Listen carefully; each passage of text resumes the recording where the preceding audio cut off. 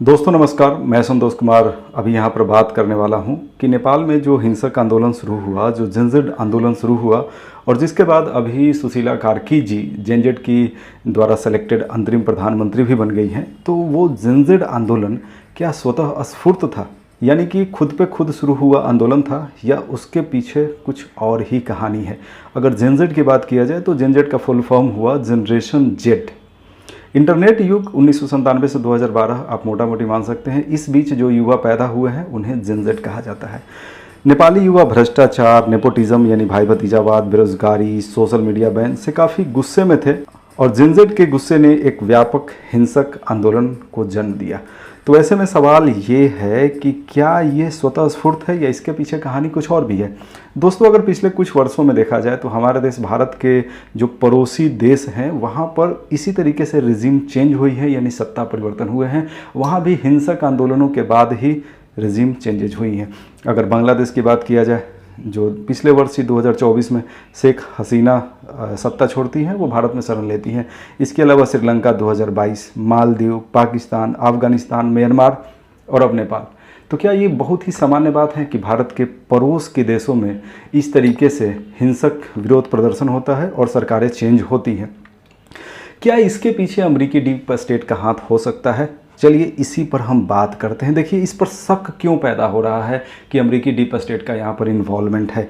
तो उसके पीछे कारण ये है कि 2024 में बांग्लादेश में जो कुछ भी हुआ, क्योंकि बांग्लादेश के बारे में आपको पता है कि किस तरीके से अमेरिकी डीप स्टेट के द्वारा उस पूरे आंदोलन को मैन्युफैक्चर्ड किया गया, स्टूडेंट को सामने लाया गया, सत्ता को परिवर्तित किया गया, क्योंकि अमेरिका चाह रहा था कि बांग्लादेश की शेख हसीना अमेरिका को पूरी तरीके से सपोर्ट करे और वो चीन के विरुद्ध में खुलकर अमेरिका का साथ दे। शेख हसीना जी ने ऐसा नहीं किया और हुआ क्या आपके सामने है। तो ये ऐसा कारण है जो बांग्लादेश में हुआ, जो अफ़गानिस्तान में हुआ, जो श्रीलंका में हुआ, जो म्यांमार में हुआ। ये कुछ ऐसा कारण है जिससे कहीं ना कहीं शक का सुई अमेरिकी डीप स्टेट पर जाता है। दोस्तों, ये जो एग्जाम्पल मैंने दिया भारत के पड़ोसी देशों का, ये इस वजह से ही दिया क्योंकि आप समझ सकें कि अमेरिकी डीप स्टेट पर शक क्यों है। क्योंकि अमेरिका का इस रीजन में दुश्मन कौन है? उसका मुख्य दुश्मन चीन है, जो भारत का पड़ोसी देश है।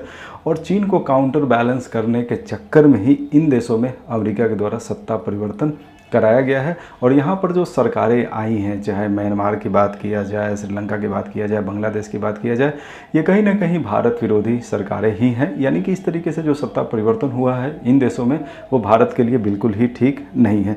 इस कहानी को समझने के लिए चलिए थोड़ा सा पीछे चलते हैं, बात करते हैं वर्ष 2007-8 का। वर्ष 2007-8 में ग्लोबली इकोनॉमिकल क्राइसिस आया। इस क्राइसिस का सबसे ज़्यादा प्रभाव अमेरिका पे पड़ा। अमेरिका कहीं ना कहीं कमज़ोर पड़ने लगा और चीन कहीं ना कहीं तेज़ी से उठना भी शुरू कर चुका था उस समय तक।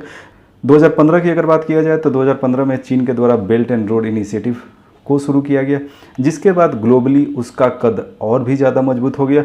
अब चूँकि चीन अपना कद तेज़ी से ग्लोबली मजबूत करते जा रहा था और अमेरिका को ये बिल्कुल ही अच्छा नहीं लग रहा था। अब अमेरिका को क्या करना था? अमेरिका को करना था चीन को काउंटर बैलेंस। चूँकि चीन की अगर इकोनॉमी की बात किया जाए, उसका इकोनॉमी पूरी तरीके से एक्सपोर्ट पर आधारित है। वो अपनी इकोनॉमी को लगातार बढ़ाते जा रहा है। तो चीन को काउंटर बैलेंस करने के लिए अमेरिका का जो डीप स्टेट है, अमेरिकी खुफिया एजेंसी जो CIA है, वो भारत के चारों तरफ के जो देश हैं वहाँ पर सत्ता परिवर्तन का गेम शुरू करता है। तो यहाँ तक हमने ये समझ लिया कि किस तरीके से चीन को काउंटर बैलेंस करने का प्रयास अमेरिका भारतीय उपमहाद्वीपीय रीजन में कर रहा है। अब बात करते हैं नेपाल का। नेपाल में वर्ष 2008 में राजशाही का अंत हो जाता है।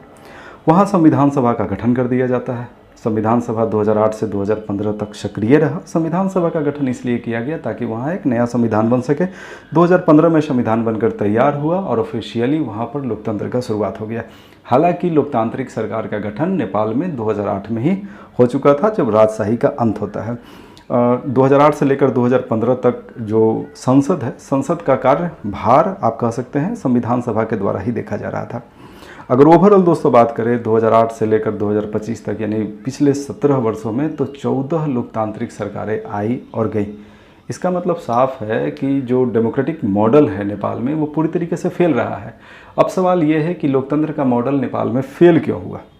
तो उसको समझने के पहले आप ये समझे कि नेपाल में जो भी पॉलिटिकल पार्टी है उसके अंदर हर जो बड़े पॉलिटिकल पार्टी है उसमें कम से कम 2 गुट तो है ही, 2 धारा तो है ही। एक धारा होता है प्रो चाइना और एक धारा होता है प्रो अमेरिका। अमेरिका ने वहाँ क्या किया, अमेरिका ने वहाँ नेपोटिज़म को बढ़ावा दिया। बड़े जो नेता के फैमिली हैं, बच्चे हैं, उनको यूरोप अमेरिका बुलाकर लग्जरी लाइफ प्रदान किया गया अमेरिका के द्वारा। वहीं चाइना क्या कर रहा था, China belt and road initiative के माध्यम से नेपाल में अपना प्रभाव बढ़ा रहा था। बड़े डैम का निर्माण कर रहा था, हवाई अड्डों का निर्माण कर रहा था, राजमार्गों का निर्माण कर रहा था, यानी बड़े प्रोजेक्ट के माध्यम से नेपाल में अपना प्रभाव को बढ़ा रहा था, जिसका लाभ नेपाल के बड़े पॉलिटिकल पार्टी के नेताओं को मिल रहा था। कैसे मिल रहा था, क्योंकि उन्हें इस एवज में जो इतना प्रोजेक्ट चीन का चल रहा था उसके एवज में मोटी धनराशि प्राप्त हो रहा था।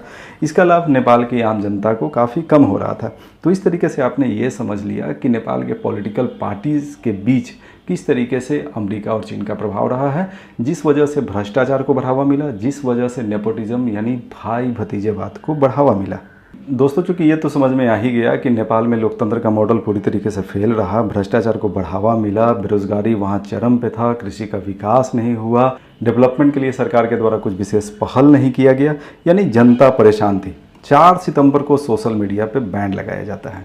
जाहिर सी बात है युवाओं में एक गुस्से की भावना तो रहेगी ही। अब युवाओं के गुस्से का फ़ायदा उठाया जाता है डीप स्टेट के द्वारा। ऐसा नहीं है कि डीप स्टेट वहाँ अचानक से सक्रिय हो गया। डीप स्टेट अपनी भूमिका वहाँ पहले से निभा रहा होगा। बड़े बड़े एक्सपर्ट्स का विचार यही है। अब 8 सितंबर को अगर देखा जाए तो युवाओं के गुस्सा ने एक हिंसक प्रदर्शन का रूप धारण कर लिया और काफ़ी हद तक उसके पीछे डीप स्टेट का भूमिका हो सकता है, जैसा कि बड़े बड़े एक्सपर्ट का कहना है।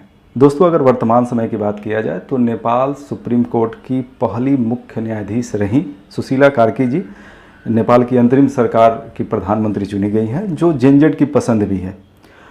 लेकिन आगे क्या होगा ये तो अब देखने वाली बात है। अगर नेपाली युवा की बात किया जाए तो नेपाली युवा क्या सोचता है? नेपाली युवा सोचता है कि माइग्रेशन जो बहुत बड़ी समस्या है उसका सॉल्यूशन हो, कृषि के क्षेत्र में डेवलपमेंट हो, इकोनॉमिकल जो प्रॉब्लम्स वहाँ के लोग झेल रहे हैं उससे उनको राहत मिले।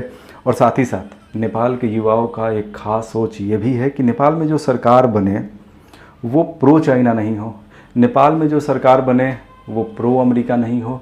तो सरकार कैसी हो? सरकार प्रो नेपाली सरकार हो, क्योंकि एक प्रो नेपाली सरकार ही नेपाल के लोगों का सही मायने में भला कर सकती है। अब आने वाले समय में देखने वाली बात होगी कि नेपाल में किस तरह का व्यवस्था बहाल होता है। क्या वहाँ पर राजशाही के रूप में किंग ज्ञानेंद्र की वापसी होती है या फिर डेमोक्रेटिक जो मॉडल है वो आगे जारी रहता है। थैंक यू, जय हिंद, वंदे मातरम। और दोस्तों, अगर ये वीडियो आपको पसंद है तो आप वीडियो को लाइक करें। चैनल पर अगर आप नए हैं तो चैनल को आप सब्सक्राइब कर सकते हैं।